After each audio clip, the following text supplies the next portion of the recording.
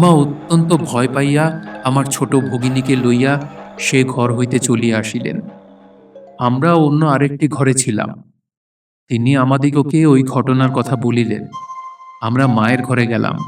গিয়া চাহিয়া সেখানে কিছুই নাই দেখিয়া স্তম্ভিতা হইয়া মা বলিলেন, এ কি হলো? আমি এইমাত্র এখানে একটা কালো বর্ণের জিনিস পড়তে দেখে গিয়েছি। পড়বার প্রায় 1 মিনিট পরে ঘর হইতে যাই। যাবার সময়ও দেখে গিয়েছি।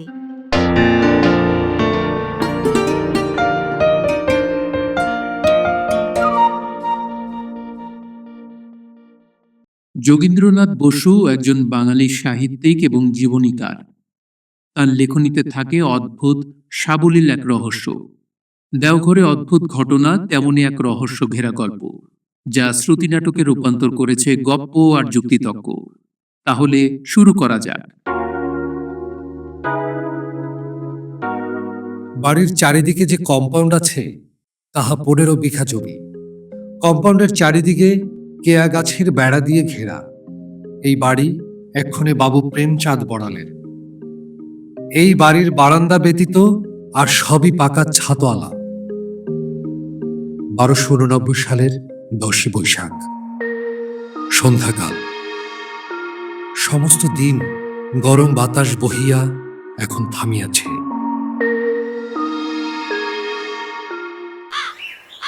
উত্তর বারান্দার চিহ্নিত স্থানে আমরা সকালে বসিয়া আছি।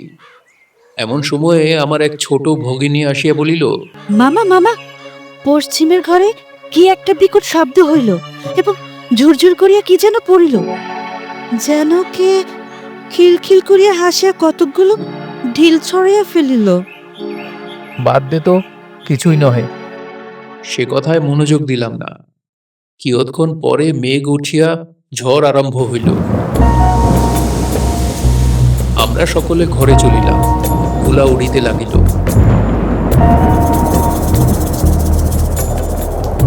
সমস্ত দরজা জানলা বন্ধ করা হইল। কিছুকাল ঝড় হইবার পর একজন আসিয়া বলিল, বাবু বাবু, পশ্চিমের ঘরে কে যেন ঢিল ফেলিতেছে। আমরা সকলে সেই ঘরের দিকে জুটিলাম। দেখিলাম ঢিল নহে, ঘরের একটি মাটির পাত্রে অনেকদিন হইতে যে কাঁচা আমলকি রাখা হইয়াছিল, তাহাই টুকটুক করিয়া এক একটি উপর হইতে পড়িতেছে, ঝড়ের কারণে। আমার সর্বকনিষ্ঠ ভাই তখন বড় মিসচিভিয়াস ছিল। আমরা ভাবিলাম ভয় দেখাইয়া আমোদ করিবার জন্যে সে ঐরূপ করিতেছে। সুতরাং তাহার হাত ও কাপড় তল্লাশ করিয়া দেখা গেল, কিন্তু কিছুই পাওয়া গেল না। তথাপি আমরা তাহার উপর নজর রাখিলাম। আবার একটি আমলকি টুক করিয়া পড়িল। আমার ছোট ভাইয়ের উপর নজর ছিল। তাহাকে নড়িতে চড়িতে দেখিলাম না, অথচ ফল পড়িল কোথা হইতে। ঘরের পশ্চিমের জানলার দুটি খড়খড়ি খোলা ছিল। সন্দেহ হইল বাহির হইতে হয়তো কেউ ফলগুলি ফেলিতেছে। সব খড়খড়ি ও সার্সি বন্ধ করা হইল। কিয়ৎক্ষণ পরে আবার একটি আমলকি পড়িল, ফলের গতি ঠিক উপর হইতে। উপরে চাহিয়া রহিলাম। আবার একটি পড়িল। সেটি যখন ঠিক মাথার উপরে, তখন দেখিতে পাইলাম ফল যে ঠিক উপর হইতেই আসিতেছিল এবং পার্শ্বস্থ কোনো ব্যক্তি ছুঁড়িয়া ফেলিতেছিল না, তাহা তাহার গতি দেখিয়া বেশ বোঝা যাইতেছিল। ঘরের চারিদিক বন্ধ। ঘরে যে কয়জন আছেন সকলেই নিস্পন্দ হইয়া দণ্ডায়মান। তথাপি ফল পড়ে কোথা হইতে ইহার কিছুই ঠিকানা করিতে না পারিয়া ক্রমে আমাদের মনে ভূতের ভয় আস্তে আস্তে জাগিয়া উঠিতেছিল। আবার সন্দেহ হইল হয়তো ছাদের উপর চোর উঠিয়াছে। ছাদের কোনো স্থানে হয়তো ছিদ্র আছে। সেই ছিদ্রের মধ্য দিয়া ওই ফলগুলি ফেলিয়া আমাদিগকে ভয় দেখাইতেছে। ভয় পাইলে কেহ আজ রাত্রে এ ঘরে থাকিবে না। তাহা হইলে ওই ঘরে যাহা কিছু আছে, চোরেরা তাহা নির্বিঘ্নে লইয়া যাইবে। এই সন্দেহ সকলেরই সঙ্গত বলিয়া বোধ হইল। কেননা এ দেশে চোরদিগের নিয়ম যে তাহারা প্রথমে গৃহস্থকে নানা প্রকার ভয় দেখাইতে চেষ্টা করে, পরে সুবিধা বুঝিয়া যথাসর্বস্ব চুরি করে। ঠিকই, ইহার কিছুকাল পূর্বে আমাদের বাটিতে চুরি হয়। যেদিন চুরি হয় সেদিন চোরেরা ইট ফেলিয়া ও বিকট শব্দ করিয়া ভয় দেখাইয়াছিল। ছাদে নিশ্চয়ই চোর উঠিয়াছে ভাবিয়া আমরা দুইজন চাকরকে ছাদে পাঠাইলাম। বাবু, কোথাও কেউ নাই এবং ছাতের উপর কোথাও কোনো ছিদ্রও নাই। এইবার আমাদিগের মনে ভূত বলিয়া অনেকটা বিশ্বাস হইল। আমরা ওই ঘরটি ছাড়িয়া অন্য একটি ঘরে আসিয়া বলিলাম, আচ্ছা, যদি ভূত হয় তবে এই ঘরে একটা ফল পড়ুক, তাহা হইলে আমরা ভূত বলিয়া বিশ্বাস করিতে পারিব। এই কথা বলিবার ৮-১০ সেকেন্ড পরেই ঠিক আমাদের সম্মুখে সজোরে একটা ফল পড়িল। এই ফলটি আমলকি নহে, বাদামের ন্যায় এক প্রকার অপরিচিত ফল। এদেশীয় লোককে পরে ওই ফল দেখানো হইলে তাহারা বলিয়াছিল যে উহা কি ফল তাহারাও জানে না, তবে পাহাড়ে কখনো কখনো তাহারা ঐরূপ ফল দেখিয়াছে। পুনরায় আমাদের সকলে পূর্বের ঘরে গেলাম। সকলে দাঁড়াইয়া এই ব্যাপারের আলোচনা করিতেছি, এমন সময় পাশের অন্য একটি ঘরের জানলার একটা খড়খড়ি সজোরে উঠিল। ৩-৪ সেকেন্ড খোলা থাকিয়া আবার সজোরে বন্ধ হইল। যতটুকু সময় খোলা ছিল তাহার মধ্যে বাহিরে একবার বিদ্যুৎ হইয়াছিল, তাহার আলোক স্পষ্ট দেখা গিয়াছিল। খড়খড়ে বন্ধ হইবার পরেই আমরা লাণ্ঠান লইয়া দক্ষিণের বারান্দায় আসিলাম এবং চাকরদ্বয়কে লাণ্ঠান লইয়া কম্পাউন্ডের সকল স্থান অনুসন্ধান করিতে বলিলাম। হয়তো কোনো লোক বা চোর জানালা খুলিয়া আবার বন্ধ করিয়া তখনই পলাইয়াছে, আমাদের এই সন্দেহ হইয়াছিল। কিন্তু বাড়ির বারান্দা হইতে কম্পাউন্ডের বেড়া ততদূর খুব দৌড়িয়া যাইতে যত সময় লাগিতে পারে, তাহার মধ্যেই আমরা বাহির হইয়াছিলাম। চাকরেরা তন্ন তন্ন করিয়া ঝোপঝাড় সকল খুঁজিয়া আসিল, কোথাও কাহাকে দেখিতে পাইল না। পুনরায় আমরা আগের ঘরে ফিরিয়া আসিলাম, তখনও ফল পড়িতেছে। তখন আর আমলকি নহে, ২-৩ প্রকার অপরিচিত আকৃতির ফল। ইতিপূর্বে যতক্ষণ অন্তর ফল পড়িতেছিল, এখন হইতে তাহা অপেক্ষা কিছু অধিককাল অন্তর পড়িতে লাগিল। এই সময়ে আমার মাতা ঠাকুরানী ছোট ঘরে কোনো কার্যানুরোধে গমন করেন, সঙ্গে আমার ছোট ভগিনী যায়।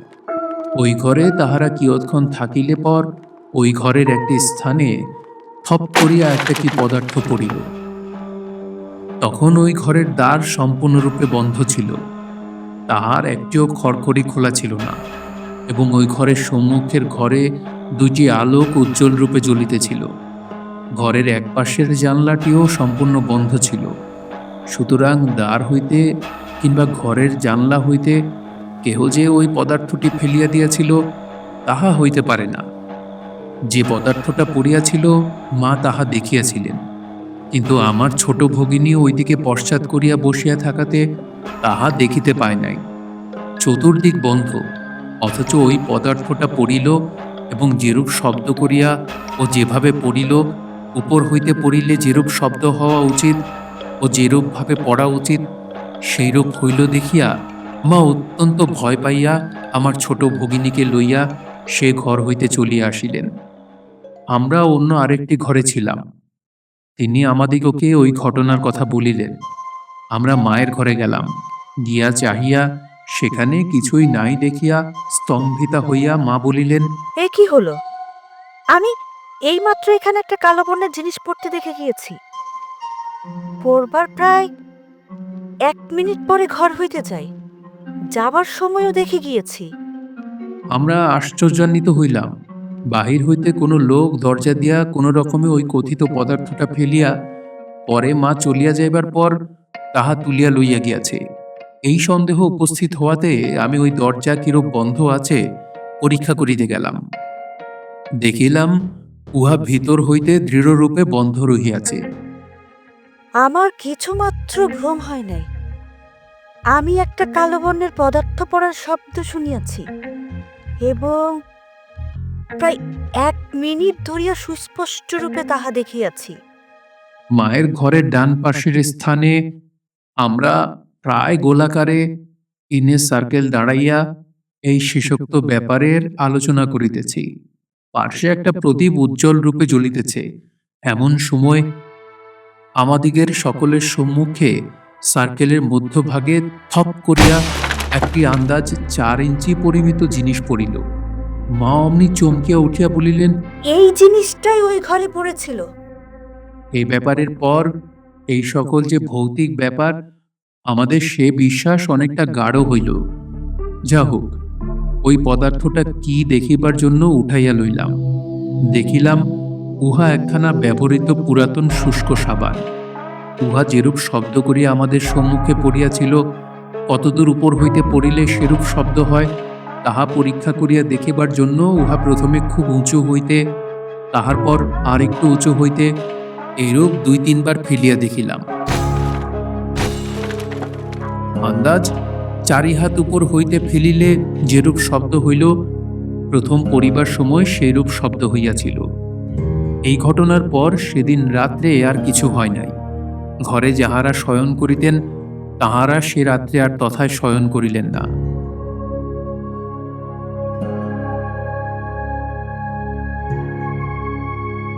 14ই বৈশাখ আবারও এই ব্যাপারের পুনরভিনয় হয়।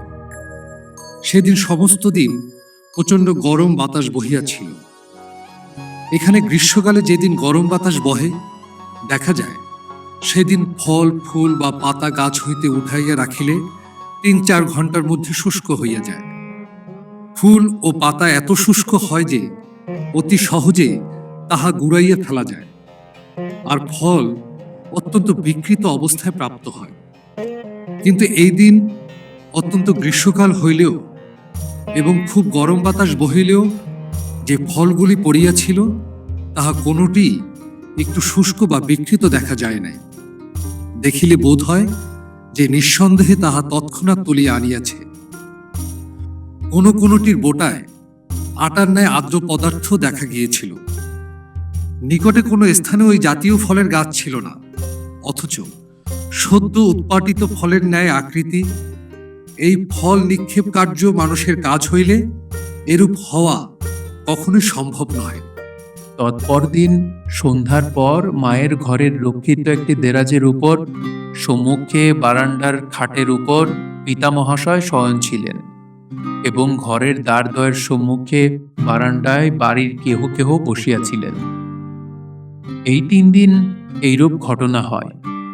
ইহার পর প্রায় 1.5 বৎসর কাল আমরা ওই বাড়িতে বাস করি, কিন্তু আর কখনো ওইরূপ কাণ্ড হয় নাই। সাধারণের মধ্যে একটা সংস্কার আছে যে ভূতে ঢিল বা অন্য কোনো বস্তু ফেলিলে তাহা কাহারোর গায়ে পড়ে না। ওই বাড়িতে কয়েকদিন যে সকল ফল পড়ে তাহা একটিও কাহারোর গায়ে পড়ে নাই। যাহারা ভৌতিক ব্যাপারে অনেক দেখিয়াছেন তাহারা বলেন উহা প্রথম রাত্রেই হয়। আমাদিগের বাটিতে 3 দিন যে কাণ্ড হইয়াছিল তাহা 10টা রাত্রির পূর্বেই বন্ধ হইয়া যাইত। কোনো স্পিরিচুয়ালিস্ট বলেন এমন অনেক ভূত আছে যাহারা পবিত্র স্থানে, অর্থাৎ যেখানে ঈশ্বরের নাম উচ্চারিত হয় সেখানে উপদ্রব করিতে পারে না। কিন্তু উক্ত বাটি পশ্চিম কোণের ঘরে প্রত্যহ পারিবারিক উপাসনা হইত। ওই ঘরে বা ওই ঘরের পার্শ্বস্থ ঘর দুটিতে উপরোক্ত ব্যাপারের কিছুই হয় না। যে ব্যাপার বর্ণনা করিলাম তাহা যে ভৌতিক ব্যাপার তাহা আমরা আজও সম্পূর্ণ বিশ্বাস করি না। তবে যেরূপ পরীক্ষা ও অনুসন্ধান করা হইয়াছিল তাহাতে উহা ভৌতিক ব্যাপার ভিন্ন আর কিছু হবার বড়ই কম সম্ভাবনা, ইহাই আমাদের সংস্কার।